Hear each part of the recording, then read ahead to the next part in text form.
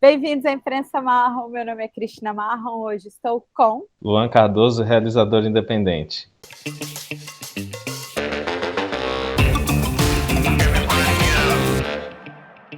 Que fez... Realizei homenagem ao filme, dentre outras coisinhas por aí que a gente vai discutir aqui ao longo da conversa. Menino, você tinha a oportunidade perfeita para falar, fiz homenagem. E todo mundo ficar tipo, olha que ousado, já começou assim, que safados, os dois aqui. Lidão, você fez um filme que é uma experiência sensorial muito foda, que te deixa sofrendo durante um tempo. Tipo, eu ainda tô, toda hora que eu lembro do filme, eu tô sofrendo, e você conseguiu fazer isso, tipo, com 30 centavos. Conta para todo mundo aqui, como é que você fez esse milagre? Pois é, teve uma matéria que saiu em 2012, quando eu fiz o meu primeiro documentário, que era da Sônia Racique, que ela falava assim, milagre da multiplicação. E é isso, né? A gente acabou usando esses 30 centavos com tanta vontade, como se a gente tivesse muito mais, que eu acho que, na verdade, ele acabou se multiplicando, né? E favoreceu todo esse caminho que a gente vem trilhando, tanto nos festivais quanto no lançamento comercial. Mas Homenagem é um filme que busca criar, tocar o dedo na ferida mesmo, olhar para o olho do machismo e da corrupção política que a gente tem hoje no Brasil, e sem ficar sempre julgando a culpa no outro, colocar para o espectador também essa responsa de encontrar uma pergunta, uma resposta, a gente também, para esse absurdo surrealista que a gente está vivendo, não é de hoje, né? Eu sei o que eu tô falando, tá pipocando um monte de acusação sobre mim. Eu não me apercebi disso. Não percebeu o quê? Eles sabem de tudo que aconteceu. Eles querem... a Polícia Federal, cara. Não é isso que é doido, porque você podia assistir o filme, sei lá, quando eu tava entrando no audiovisual e falar, caralho, olha o Collor. Como há 10 anos atrás, 15 anos atrás, fala, caralho, olha o Aécio. E agora, com tantos exemplos que a gente tem, né, assim, a história é muito cíclica e a gente meio que se repete, e você conseguiu falar disso, mas encontrar um jeito de falar disso que a pessoa fica, né, assim, na cadeira do cinema. Conta como é que o projeto nasceu e como que você fez ele ser viável, ele se tornar real. O Homenagem, ele vem, eu costumo dizer para as pessoas que ele é quase como a minha formação de curso, né? Eu comecei a fazer audiovisual em 2010, com 15 anos, como curta-metragista, entrando nos pequenos festivais de curta-metragem que estavam nascendo com essa coisa de serem realizados com celular e com câmeras que já não eram câmeras de grande formato. Então, eu sou filho dessa revolução tecnológica que permitiu gente mais da periferia fazer cinema. Eu sou alagoano, cresci na periferia de São Paulo, na Zona Norte, lá no Jardim Curisco, lugar onde meus pais ainda moram. Jardim E Curisco? Aí, Jardim Curisco, ele fica Gente, para lá de depois. É sério? Tipo, não... O bairro mais conhecido é o Jardim Fontales, que fica próximo a ele. Enfim, é sobre as bordas da cidade, né? E essa coisa de assistir cinema e de ir descobrindo o cinema, e principalmente o cinema brasileiro, a partir do streaming não, do download, no começo dos anos 2000, eu fui descobrindo que essa marginalidade que estava ali rondando a gente, essa margem onde a gente estava, tinha um cinema que conseguia abarcar essa estética da fome, essa estética de você ser sempre colocado como último na fila do pão, né?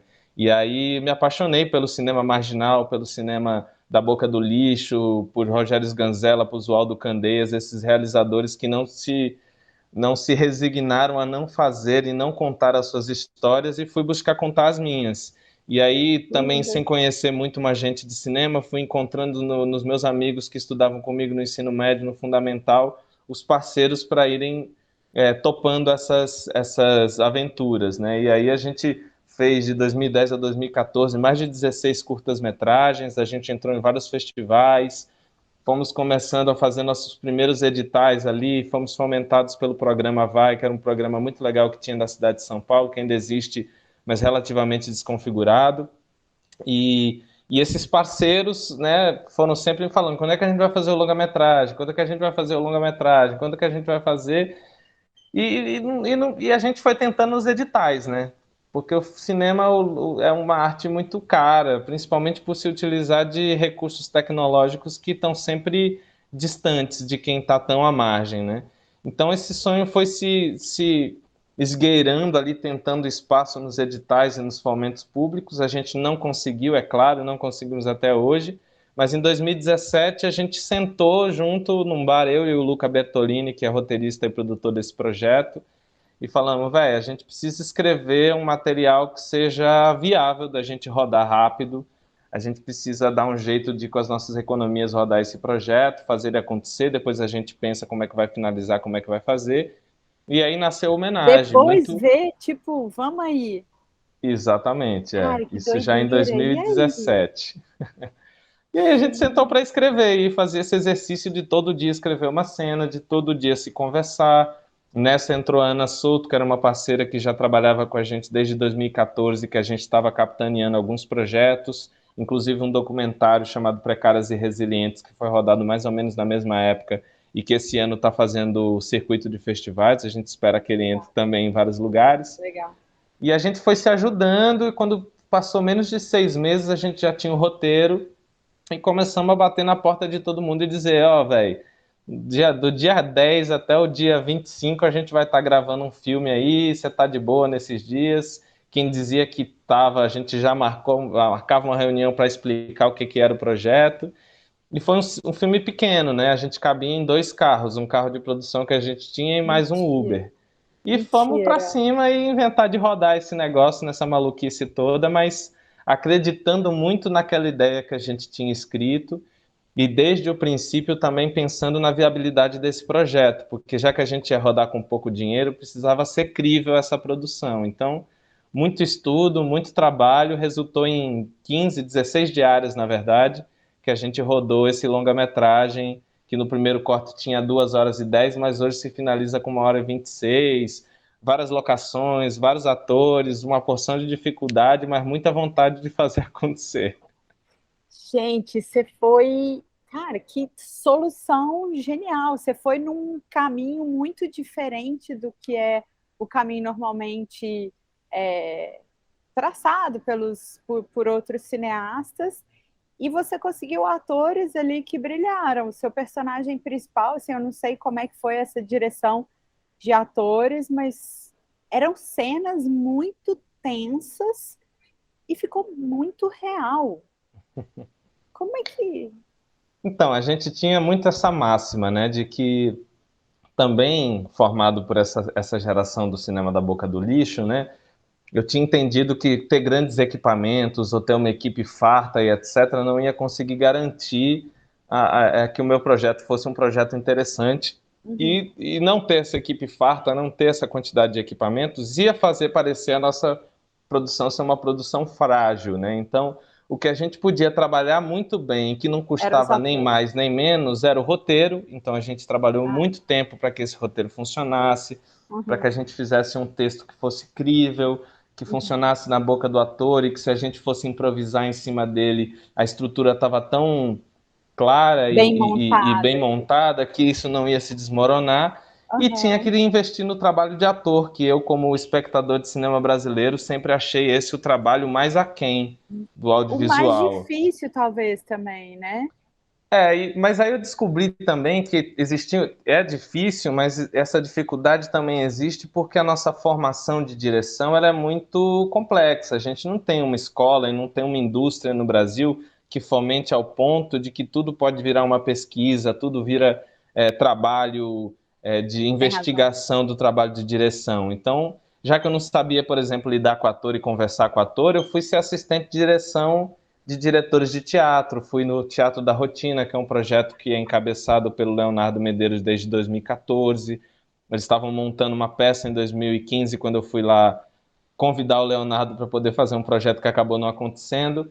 E aí ele falou, velho, a gente não tem grana e você não quer vir aí me ajudar e não sei o quê. Eu falei, claro. E fiquei lá, estudando bastante, fazendo leitura de mesa, leitura de texto de trabalho. Foi onde eu encontrei grande parte dos atores do Menage, por exemplo, é o caso do Lino Camilo, que faz o personagem do Veiga. E o Vinícius, por exemplo, que é esse ator brilhante, que é brilhante para além da minha direção, foi um cara que se dispôs a esse projeto com tão pouca grana e a investigar ele com a gente. Então a gente Falou, tinha vamos. conversas muito legais no set. Todos eles saíram desse lugar. Grande parte. O Vinícius já tinha uma história com cinema em Brasília, ele é de lá. Sim. Participou de filmes de grandes realizadores como Aliás, Iberê parece piada Carvalho. ele ser de lá, né? Pois é, eu nem sabia, né? Acabei encontrando ele em São Paulo. Mas já tinha uma tradição de trabalhar com audiovisual, é um ator fantástico. Tinha o Francisco Gaspar, que também é um cara que fez bastante cinema, fez Estrada 47, Condado Macabro, foi dirigido por vários grandes diretores. E a gente fez um trabalho de conversar mesmo, né? Investigar aqueles papéis, da gente poder ter essa liberdade de, já que não tinha uma equipe muito grande e engessada, a gente já rodava bastante, então a gente rodava uma média de 30, 35 planos takes por plano, o que é uma coisa que também não tem, às vezes, muito essa liberdade quando você tem um set muito inchado de gente. Não dá para montar e desmontar o circo tão rápido, né? Exatamente. Como o nosso circo era uma mini lona, tudo a gente carregava de um lado para o outro. Legal. E então isso também foi muito importante para que a gente se debruçasse sobre essa investigação dos atores e do texto, que no fim é o que está mais em evidência no filme e é o que também ajuda a gente a colocar a atenção do espectador em outro lugar que não seja a nossa falta de orçamento, né? Porque é claro que a gente não tem uma super direção de arte. Vai totalmente. Você esquece muito rápido que é um filme de baixo orçamento. A hora que você vê, você já está tomado pela trama e você fala, caralho, onde é que isso vai dar? E a hora que vai desenrolando, você fala, gente, eu tô vendo a história do Brasil inteiro aqui, tudo de novo. A hora que ele tá nesse... eu não posso dar spoiler, mas... puta merda, né? Dá um... ai, né? Eu fico muito feliz de ouvir isso de você, que a gente teve essa grande oportunidade de ter você na nossa sessão de estreia e foi muito gostoso poder, por exemplo, ver esse filme numa tela tão grande. Com as pessoas reagindo que nem eu, né? Exatamente. E todo esse trabalho do som que a gente fez, esse trabalho de cuidar da fotografia, dos planos, etc. Ver isso rolando na tela grande, que apesar de a gente teve muito espectador, por exemplo, no digital, durante o nosso processo de participar de festivais. Mas não é a mesma coisa, exatamente. E poder ver que funcionou esse nosso investimento de tempo, de esforço, ele imprime na tela, né? Apesar de tudo. Onde você queria tensão, teve tensão. Onde você queria a curva dramática, teve. Tipo, que bom que você conseguiu ver nos espectadores esse resultado, porque a gente poderia... não saber, né? Ele poderia ser só no digital. Exatamente. Estamos aí também vencendo mais essa outra barreira que, de alguma maneira, não estava muito prevista para esse projeto, que é um projeto que, para além de qualquer coisa, ele reflete muito a vontade desse grupo de realizadores independentes de poder ter um discurso, de ter essa fala nesse formato de longa-metragem, né? Então foi um presente mesmo, assim, todas as coisas que a gente acabou angariando com esse projeto, mas que tudo surgiu dessa vontade mesmo, de um núcleo de contar uma história nesse formato. Luan, se você pudesse falar com o Luan lá de 2010, sei lá, o de 15 anos, que começou no audiovisual e ia passar por milhões de tretas, que conselho você daria para esse Luan, assim, para as pessoas que estão assistindo a gente também, querem fazer o seu longo? O que você falaria? Ó, faça isso e cagadas a serem evitadas, sabe? Conselhos e cagadas. Olha, eu acho que o primeiro conselho, é até engraçado você falar isso, porque curiosamente em 2010, eu com um grupo de amigos, a gente fez esse exercício de escrever uma carta para o futuro para nós próprios, e eu abri em 2020, no ano da pandemia, que foi um momento super bizarro e maluco para todo mundo, e lá estava escrito, eu espero que você não desista. E eu acho que essa é a coisa que eu mais diria para mim, inclusive daqui a 10 anos, porque já se passaram aí quase 10 anos dessa aventura de descobrir o audiovisual, de trabalhar com isso, de galgar um espaço que não é realmente... O cinema é realmente uma arte para poucos, ainda mais no Brasil, que é um lugar onde, para você conseguir dedicar tanto tempo e tanto esforço, você precisa ser herdeiro. Para mim, que estou longe dessa realidade, Eu acho que o que eu sempre vou dizer a mim mesmo e a todo mundo que tem a vontade de fazer isso é que não se desista e que a gente permaneça dentro de todas as dificuldades, né? É, originais, assim, e como é que eu posso dizer? Na verdade, originais não é a palavra, mas fiéis ao que a gente acredita, né? Porque o audiovisual, ele é muito difícil, ele é cheio de complicações, é muito complexo você chegar em determinados lugares, então entender que o sucesso é relativo, entender que o tamanho da realização que a gente faz também é do tamanho da perna que a gente tem, é muito importante para a gente se manter fiel às nossas raízes e, no fim, produzir aquilo que também nos alimente. Porque se não nos alimentar e se a gente ficar buscando acertar por isso, ou por A, ou por B, você não consegue comunicar com ninguém, você não atinge É, ninguém e você não fica feliz. é. Então, foi importante para mim ler o Luan de 2010 em 2020, no momento da pandemia tão bizarro, me sugerindo a não desistir, né? Lindo isso, nossa, lindo. O audiovisual, a arte, né? O tempo todo, pelo menos no Brasil, eles fazem com que a gente desista e o não desistir é que a gente consegue fazer o audiovisual e a arte, né? Que E é bom. sobre resiliência, né? Eu acho que É, se você for olhar com dadas as devidas proporções, né? Mas o atleta de boxe, nem sempre a torcida, o round que ele ganha é o que ele mais bateu. Mas é muito sobre essa resiliência de você se manter em pé apesar das porradas, né? Então, nossa, se manter resiliente nessa profissão e buscar continuar se alimentando e se fortificando com coisas que te inspiram, que estão próximas a você, é muito importante, porque realmente assim não é um caminho fácil, não existe dica certa para todo mundo, o caminho de cada um é um caminho de cada um, e é importante, na verdade, a gente que, pelo menos que está começando uma nova geração, acho que eu de alguma maneira represento aqui uma geração de realizadores que estão como eu, entre 26 e 27 anos, que estão ou saindo da faculdade agora, ou fazendo seus primeiros curta-metragens ou primeiros longas, que a gente também busque respostas em toda essa dureza, buscando saídas pela tangente, né? Porque é muito comum eu ficar, inclusive no site de vocês, da Imprensa Marrom, observar as dicas e as pessoas que estão comentando, e muita gente de uma geração antiga, e várias das respostas que eles conseguiram já não servem mais para esse audiovisual que a gente tem hoje, né? Então, se uhum. manter procurando, instigado e tentando resolver as situações próximas do seu núcleo é muito importante para a gente se manter resiliente e instigado, apesar dos pesares. Nossa, Luan, te amo. As melhores coisas que eu fiz na vida foram isso, essa obra do acaso tá aberto e manter essa curiosidade, né? E o ouvido, porque muitas vezes os players ou as produtoras não estão realmente abertos a escutar a sua equipe. E às vezes a solução mais brilhante vem de onde você não está esperando. Você está fazendo um reality, o personagem mais interessante vai surgir desse acaso, enfim. O audiovisual é uma coisa muito coletiva e que tem isso da arte, da gente estar esperando, né? Aberto ali. Você teve e isso tem resultado. Então, que bom que você está falando disso. Nossa, que bom. Bom. Eu acho que uma dica que, pelo menos para mim, funcionou muito, né, falando disso aí novamente, assim, enfim, não é uma coisa que é para todo mundo, não é o que funcionou para mim que vai funcionar para todo mundo e etc, mas eu não fiz uma formação de audiovisual, eu não fiz faculdade de cinema, até porque eu me lembro da surpresa que me foi quando eu descobri que se eu passasse na USP, que era o único curso gratuito de fazer cinema, eu ia ter que ficar lá o dia inteiro.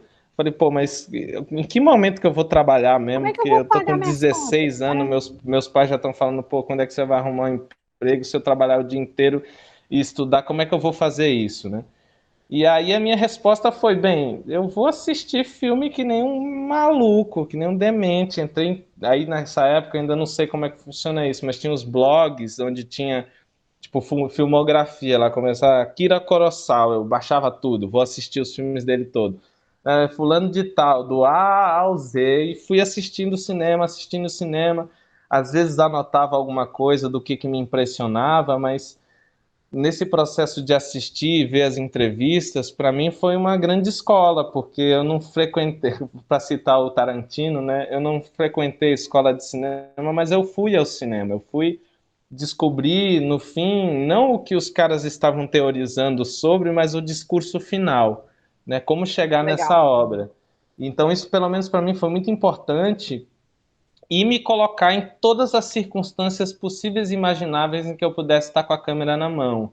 Então, eu fui fazer documentário para música. A música de São Paulo, a cena musical, acabou me abraçando muito. Para quem tiver curiosidade de conhecer meu trabalho, pode procurar aí a Quixó Produções no Google, vai achar o site da gente, Quixó, acento agudo, Produções. A gente fez um conteúdo muito vasto, assim, de 2014 até hoje, que é esse tempo que eu venho trabalhando com a galera da música, e que foi muito importante para eu poder justamente testar esse meu potencial de contar histórias, porque quem conta história tem que contar qualquer história. Você chegava para mim e falava assim, olha, eu preciso contar essa história aqui, que eu estou produzindo isso, isso, aquilo, e esse clipe tem que se negociar com isso aqui e tal, não sei o que. Eu falei, beleza, vou para casa, vou fazer minha lição de casa e descobrir como contar isso da melhor maneira possível e contando as histórias dos outros, não as histórias que eu queria. Isso me deu também essa liberdade incrível de poder propor coisas, de investigar linguagens, investigar formatos para poder contar histórias, mas também foi muito importante para quando em 2017 a gente finalmente entrou no set do Homenagem e não tinha tempo, que embora a gente não grave com película, toda vez que você aperta o botão do REC, você está perdendo dinheiro. Então, não tinha tempo para poder ficar com dúvida de não, sei lá, não ter algumas respostas que precisavam ter. E só a vivência de estar quase que diariamente gravando, entendendo de lente, descobrindo a diferença que tem de uma grande angular para uma teleobjetiva na prática, olhando aquilo, que a gente conseguiu viabilizar esse projeto, né? Ele está longe de ser um filme perfeito, tenho certeza de que eu vou fazer filmes muito melhores, mas foi muito importante para poder provar para mim que era possível, né? E esse lançamento comercial também depois dos festivais, ele foi muito importante também para completar essa travessia, a gente entender também como é que funciona esse caminho todo, né? Porque eu acho que tem muita... Porque as pessoas não sabem esse caminho, que entram parceiros diferentes até o filme ser lançado. Pois é, famílias muito diferentes ao longo dos processos. Sim, quer contar? Bom, teve isso, né? A gente, quando terminou o filme, que foi uma família que esteve ali próxima durante quase 6 meses, a gente passou mais 2 anos fazendo o que seria a pós-produção, que é o tratamento de som, edição, que eu tive que acabar fazendo, porque não tinha quem pudesse fazer, eu acabei editando o filme também. Você? É. Que legal. Neste computador aqui que os senhores estão vendo, é um computador caídaço, que está aqui desde 2014, precisando trocar várias peças, mas ele conseguiu finalizar a homenagem todo. Arrasou. A duras penas, mas também já era um processo que eu também já tinha alguma familiaridade, eu editava as coisas que eu produzia para esses outros projetos, porque nunca tem um orçamento ideal para você ter a equipe ideal. Mas foi muito legal, por exemplo, em contar com o pessoal da Matraca Records e da YB Music, que fez toda essa pós-produção de som, que também é um destaque desse filme. A gente teve quase 1 ano para poder desenvolver ele ali, porque a gente entrava nas brechas de madrugada, quando eles estavam sem um trabalho para finalizar e agora etc. Agora dá, corre aí. Corre aí, eu tinha que largar as coisas que eu estava fazendo, meu relacionamento, minha vida, dormir na minha cama para ir lá fazer homenagem de madrugada. Isso é, inclusive, uma coisa engraçada, que você telefone no ônibus, né? Assim, o que você vai fazer hoje à noite? Eu falava assim, não, vou aí fazer homenagem com vocês, velho. Vamos trabalhar nesse filme agora. E a galera do ônibus, tipo, nice, alguém tá se dando bem. Mal sabiam eles. Mal sabia eles a diversão que a gente estava tendo lá. Nossa, mas foi muito divertido mesmo, porque eu tive essa sorte de encontrar essa outra família que também foi super aberta comigo. A trilha sonora é assinada pelo Kiko Dinucci e o Rodrigo Campos, que são músicos excepcionais aqui da cena de São Paulo, que fizeram coisas importantíssimas, inclusive o Mulher do Fim do Mundo, que é um dos discos mais importantes da história da Elza Soares, e que eles estiveram envolvidos e trouxeram toda essa expertise deles, toda a cinefilia deles para dedicar para o homenagem. Então foi sempre um processo muito de descoberta e também de, mesmo tendo as minhas impressões do que deveria ser o filme, do que deveria ser a trilha, também consegui escolher parceiros que eu sabia que não necessariamente iam concordar com tudo Mas comigo, iam agregar, né? mas que iam agregar. Então, Isso é muito também por isso importante, do dessa coisa da audiovisual todo, de escola, todas né? as áreas, né? Todas as áreas, a Exatamente. gente está aberto. E foi muito gostoso, foi uma troca super maravilhosa. O som é uma coisa que impacta as pessoas, ganhou prêmios nos festivais, tanto a trilha quanto o trabalho de som. Então foi uma grande felicidade, assim, apesar desse projeto tão longo, vai fazer 5 anos agora em setembro de 2022 que a gente iniciou o processo de gravação, porque entre escrita e tudo mais já vai fazer 5 anos e um pouquinho. Ter encontrado esses parceiros e saber que no próximo projeto que eu vou fazer, eu vou partir do zero de novo, porque de alguma maneira não tenho mais uma grana, né? Como se o homenagem também tivesse sido um negócio viável para mim financeiramente. Mas agora eu já tenho lá os meninos na matraca, que eu vou lá pedir ajuda, o Você Kiko e o ganhou Rodrigo, que ferramentas. exatamente ganhei esse lastro, que no fim é o É, que auxiliou e fez o cinema nacional até aqui, né? A gente está é aqui o com que cartaz fica. atrás É o do que Beijo da fica. Mulher-Aranha, mas é um projeto, por exemplo, feito pelo Babenck em 85 e que só foi possível porque 10 anos antes, ele fazendo O Rei da Noite, quando ele foi fazer um filme sem grana nenhuma, sem conhecer ninguém, ele foi conhecendo os parceiros que viabilizaram ele fazer um filme que foi indicado ao Oscar, né? Não estou dizendo que é um caminho tão fácil, porque ele tem um talento e uma história que é Não, só mas dele, mas é um caminho que a gente precisa buscar trilhar, encontrar a é, sua turma, fazer os seus contatos, fazer as suas histórias, encontrar quem vibra como você também, né? nossa, isso é lindo. E Lira Filmes entrou no final como distribuidora, né?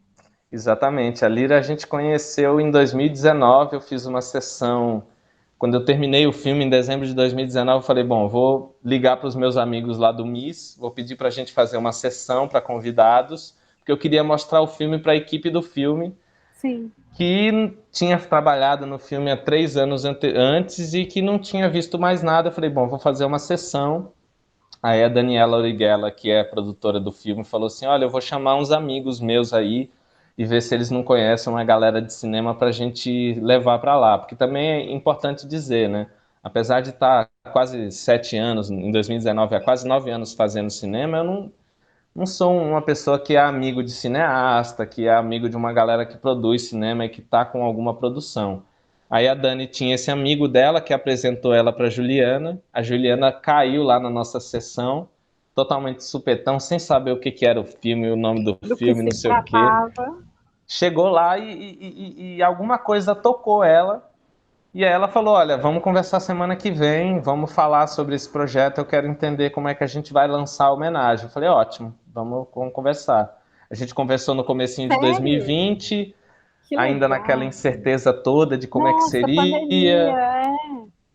Exatamente, começou a pandemia no ano seguinte, mas aí a gente estava lá, tínhamos uma parceira que estava interessada em distribuir o se filme, que estava apaixonou, né? disposta a descobrir com a gente como tornar viável esse lançamento É, comercial. Então, trabalhamos durante quase 2 anos, conseguimos esse recurso através da Lei Aldir Blanc e estamos aí agora fazendo o lançamento, que está sendo também uma escola maravilhosa, né? Ter essa oportunidade de exibir na tela grande, em vários estados, um filme feito com tão pouco recurso, né?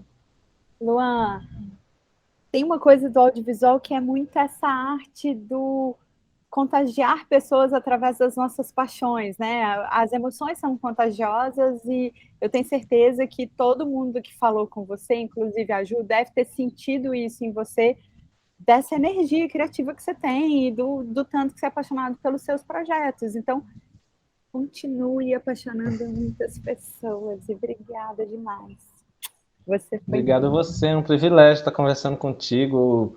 Conheço seu trabalho desde que eu comecei com o audiovisual lá pesquisando quem que fazia e não sei o quê. Tirei tantas dicas É, das suas postagens, é. das coisas que você compartilha e publica. E é um Ah, privilégio enorme estar falando contigo aqui, expondo o projeto nesse espaço também, que é tão vital para o audiovisual e para pessoas que estão buscando que furar tô a essa fim de bolha de fazer. concreto, né? Não é nem uma É, bolha de de sabão, né? Uma bolha de concreto. Então, E a é gente está na importante. marra, assim, ó, vamos quebrar, vamos achar nosso caminho. É isso. Total. É É importante você que está fazendo isso com Não. tanta galhardia, com tanta instiga de também encontrar ou ajudar a gente a descobrir como viabilizar esse sonho tão maluco nesse país dos trópicos quentes, cheio de pernilongo, com noites insones. Nossa.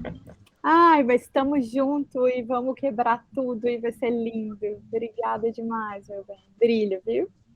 Para todos nós.